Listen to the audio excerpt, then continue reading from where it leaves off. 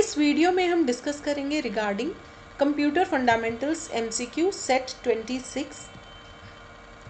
First question है 1 terabyte that is TB of memory is equal to, और ये जो क्वेश्चंस हैं इस वीडियो में ये सारे UGC नेट के प्रीवियस पेपर्स के ही क्वेश्चंस हैं। So 1 terabyte TB of memory is equal to, इसका करेक्ट आंसर होगा, देखिए सबसे पहले तो एक कंप्लीट एक्सप्लेनेशन है बट सबसे पहले मैं यहाँ पे करेक्ट आंसर शो कर देती हूँ। करेक्ट आंसर ऑप्शन नंबर 3 होगा 1024 इंटू 1024 इंटू 1024 KB। क्यों होगा वो हम देख लेते हैं। देखिए सबसे पहले लास्ट में आपको दिख रहा होगा 1 TB 1024 गीगाबाइट्स के इक्वल होता है, और गीगाबाइट्स क्या होता है 1 GB वो 1024 मेगाबाइट्स के इक्वल होता है, और 1 मेगाबाइट किसके बराबर होता है 1024 किलोबाइट्स। सो यदि KB में TB को KB में कन्वर्ट करना है देन 1024 इंटू GB को पहले MB में करिए इंटू 1024, फिर MB को KB में, तो उसके लिए और एक बार 1024 लिखना पड़ेगा, इसलिए 3 बार 1024 है KB। और यदि इधर GB का ऑप्शन रहता तो 1024 GB होता है। ठीक है, बाकी ये डाटा स्टोरेज के जो यूनिट्स होते हैं वो देख लेते हैं हम। Basic unit in computer data storage, उसको बिट कहा जाता है। एक बिट जो होती है वो आइदर 0 या 1 को कहते हैं। ठीक है, फिर बिट के बाद नेक्स्ट आता है बाइट, वैसे तो निब्बल भी आता है, 4 बिट्स के बराबर एक निब्बल होता है बट जनरली उसका कम ही यूज़ होता है न्यूमेरिकल्स में। बाइट, एक बाइट किसके बराबर होता है 8 बिट्स के बराबर। फिर आता है किलोबाइट, एक किलोबाइट 8192 बिट्स के बराबर हुआ। या फिर बाइट्स की बात करें तो 1024 बाइट्स के बराबर हुआ। बिट्स में करना तो 1024 इंटू 8 करना पड़ेगा तो बिट्स आ जाएंगी, और 1 किलोबाइट 1024 बाइट्स मतलब बेसिकली इधर 2 टू द पावर 10 चल रहा है। 1 KB equal to 2 to the power 10 bytes, 1024 bytes. फिर KB के बाद आएगा MB, 1 MB 1024 KB के बराबर होगा। ठीक है, फिर KB के बाद फिर इस MB के बाद है GB, 1 GB 1024 MB के बराबर है। MB के बाद इस GB के बाद टेराबाइट है इक्वल टू 1024, अब ये गीगाबाइट था इससे प्रीवियस तो GB आ गया। फिर टेराबाइट के बाद पीटाबाइट आएगा, एक पीटाबाइट 1024 टेराबाइट के बराबर होता है। फिर आता है एक्साबाइट, 1 एक्साबाइट 1024 पीटाबाइट के बराबर है। फिर जीटाबाइट, 1 जीटाबाइट 1024 एक्साबाइट के बराबर है, लेकिन आगे फिर योटाबाइट भी है, तो अभी फ़िलहाल के लिए इतना। बाकी किसी MCQ में उसे भी देखेंगे हम। ठीक है, so 1 terabyte of memory is equal to option number 3। Next question है in computer terminology which of the following describe device drivers. Device drivers क्या होते हैं कंप्यूटर टर्मिनोलॉजी की यदि बात करें तो डिवाइस ड्राइवर्स देखिए होते तो सॉफ्टवेयर ही हैं, बट जैसे हमने कोई हार्डवेयर का यूज़ करना है, सपोज प्रिंटर का यूज़ करना है, और उसको सिर्फ आप कनेक्ट कर देंगे वायर से और आपको लगेगा वो प्रिंटर चल जाएगा, ऐसे नहीं होता है। आपको आपके लैपटॉप में या PC में उसके कॉरस्पॉन्डिंग एक डिवाइस ड्राइवर को इंस्टॉल करना पड़ेगा। उस सॉफ्टवेयर की मदद से क्या होता है वो हार्डवेयर कनेक्ट कर पाता है कंप्यूटर से, कंप्यूटर के ऑपरेटिंग सिस्टम से। मतलब फिर वहाँ से कमांड जाती है प्रिंट की, और जो भी वो डायरेक्ट तो वायर से नहीं पास हो रही है, तो आपको दोनों में कनेक्शन बनाने के लिए, हार्डवेयर और कंप्यूटर में कनेक्शन बनाने के लिए एक सॉफ्टवेयर की ज़रूरत पड़ती है, वो इंस्टॉल करना पड़ेगा। उस सॉफ्टवेयर को डिवाइस ड्राइवर्स कहा जाता है। हर डिवाइस के अपने अलग सॉफ्टवेयर होते हैं, मतलब प्रिंटर का अलग होगा, और अलग अलग प्रिंटर के अलग अलग डिवाइस ड्राइवर्स हैं। सो बेसिकली फिर क्या है डिवाइस ड्राइवर देख लेते हैं यहाँ पे। आंसर होगा 3। Device drivers are software you install to work with hardware with operating system.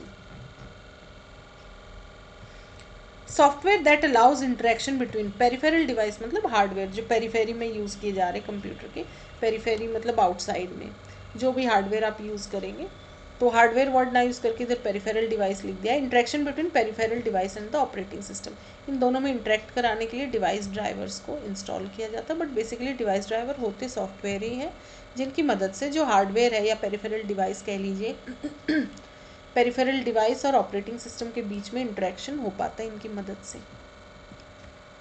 Next question है which of the following is not true about RAM. RAM के लिए कौन सा स्टेटमेंट ट्रू नहीं है यहाँ पे। रैम होता है रैंडम एक्सेस मेमोरी, सो इसका करेक्ट आंसर हो जाएगा option number 2, that is RAM is the same as hard disk storage. ये बिल्कुल गलत है यहाँ पे। सही क्या क्या है, रैम एक टेम्परेरी स्टोरेज एरिया है, RAM is a temporary storage area, RAM is volatile, information stored in RAM is gone when U turn the computer of. Volatile का मतलब होता भी यही है कि वो उड़ जाती मेमोरी, जैसे ही पावर ऑफ होगा रैम के अंदर जो भी है वो भी आउट। तो रैम तभी तक वर्क करता है जब तक कंप्यूटर ऑन है। इसमें सारा जो भी हम करेंटली वर्क कर रहे होते हैं पहले चीज़ें रैम में आती है, फिर हमको दिख रही होती है। तो ये एक प्राइमरी मेमोरी होती है, वॉलेटाइल होती है, जैसे ही कंप्यूटर ऑफ करेंगे इसकी चीज़ें भी उड़ जाती हैं। नेक्स्ट क्वेश्चन है which of the following would not be considered as a form of secondary storage. इनमें से कौन सा सेकेंडरी स्टोरेज नहीं है। तो करेक्ट आंसर है answer 3, RAM random access memory. बाकी floppy disk, optical disk, flash drive ये सारे सेकेंडरी स्टोरेज हैं। RAM is not a secondary storage, ये प्राइमरी स्टोरेज है। So which one of the following would not be considered as a form of secondary storage. So वो होगा RAM. RAM secondary storage नहीं, बाकी सब secondary है, RAM is a primary storage. What does the acronym वैन stands for. वैन का full form क्या होगा। वैन का फुल फॉर्म होगा आंसर 4 है wide area network. What does the acronym वैन stands for. It stands for wide area network. Next है FTP is an acronym for. FTP का फुल फॉर्म क्या रहेगा। देखिए क्या होता है, जो फुल फॉर्म है वो तो यहाँ लिखा गया है, बट इस शॉर्ट को क्या कहेंगे, एक्रोनिम कहा जाता है। तो ये किसका एक्रोनिम है, दैट मीन्स एफटीपी का फुल फॉर्म इधर क्या होगा, आंसर होगा 4, that is file transfer protocol. FTP is an acronym for file transfer protocol.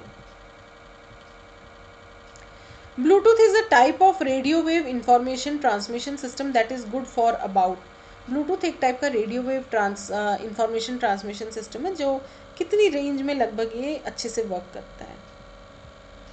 Answer है 1, दैट इज 30 फीट तक। So Bluetooth is a type of radio wave information transmission system that is good for about 30 feet. Next question है which of the following statements regarding the term ICT is or are true. तो दो स्टेटमेंट्स दिए गए हैं ICT से related, P and Q. P क्या कहता है, ICT is an acronym that stands for Indian classical technology, और क्यू है converging technologies that exemplify ICT include the merging of audio visual telephone and computer networks through a common cabling system. तो कौन से option सही है इसमें से, correct answer है 2, सिर्फ क्यू सही है, पी गलत है। पी क्यों गलत है, इंडियन क्लासिकल टेक्नोलॉजी नहीं होता, आईसीटी का फुल फॉर्म होता है इंफॉर्मेशन एंड कम्युनिकेशन टेक्नोलॉजी। बाकी Q is correct, so Q only is correct. Next question देखते हैं, a new laptop has been produce that weighs less. उसका वेट कम है, is smaller and use less power than previous laptop models. एक नया laptop produce हुआ जिसका wait कम है उसका साइज़ भी स्मॉल है और लेस पावर भी वो कंज्यूम कर रहा है कंपेयर टू जो भी प्रीवियस लैपटॉप्स हैं। तो क्या लिखा है, which of the following technologies has been use to accomplish this. इस चीज़ को अचीव करने के लिए, एकम्प्लिश करने के लिए इनमें से कौन सी टेक्नोलॉजी का यूज़ किया गया है। सो आंसर है 4, solid state hard drive, SSD। ठीक है, solid state hard drive. Next question है, given the following email fields which of the email addresses will Swami be able to see when he receives the message। तो देखिए ये कुछ जैसे mail में आप मेंशन करते हैं ना, टू में एक एड्रेस मेंशन किया है आपने, सीसी में लिखा है, ये 2 मेल आईडी सीसी में मेंशन कर दिए टू में ram@test.com हो गया, सीसी में raj@test.com, और नेक्स्ट ऐसे करके आपने और एक मेल आईडी प्रोवाइड किया ravi@test.com। बीसीसी का ब्लाइंड कार्बन कॉपी होता है इसका फुल फॉर्म। इसमें है swami@test.com एंड rama@test.com। तो इसमें क्या पूछा गया कि स्वामी जो है ये स्वामी और किस किस मेल आईडीज़ को देख पाएगा। देखिए ब्लाइंड कार्बन कॉपी में जो चीज़ें होती हैं ना उसको और दूसरे लोग नहीं देख पाते हैं। ये इन्हें तो नज़र आएगा, स्वामी तक तो आएगा मेल, लेकिन ये राम, राज और रवि इन्हें नहीं पता चलेगा कि स्वामी या और रमा तक भी कुछ गया है। ठीक है, मतलब बीसीसी में जो मेल आईडीज़ है वो इनको नज़र नहीं आएगा, टू और सीसी में जो है, लेकिन बीसीसी वाले टू और सीसी को देख सकते हैं कि टू और सीसी में क्या क्या मेल आईडीज़ है। तो वही पूछा गया कि स्वामी को कौन कौन से मेल आईडी दिखेंगे, कि किस किस को मैसेज रिसीव हो गया है सेम। आंसर होगा टू, मतलब उसको टू और सीसी दोनों के मेल आईडीज़ दिख जाएंगे, मतलब ram@test.com जो कि टू में है, फिर raj@test.com एंड ravi@test.com, तीनों मेल आईडीज़ उसको दिख जाएंगे, मतलब टू और सीसी के दोनों के। लेकिन बीसीसी में जो रमा है वो नहीं नज़र आएगा, क्योंकि बीसीसी में जो भी मेंशन हो वो दूसरे मेल आईडीज़ को दिखेगा ही नहीं। ब्लाइंड कार्बन कॉपी नाम भी इसका इसीलिए है। सो इस वीडियो में इतना ही। Thank you so much.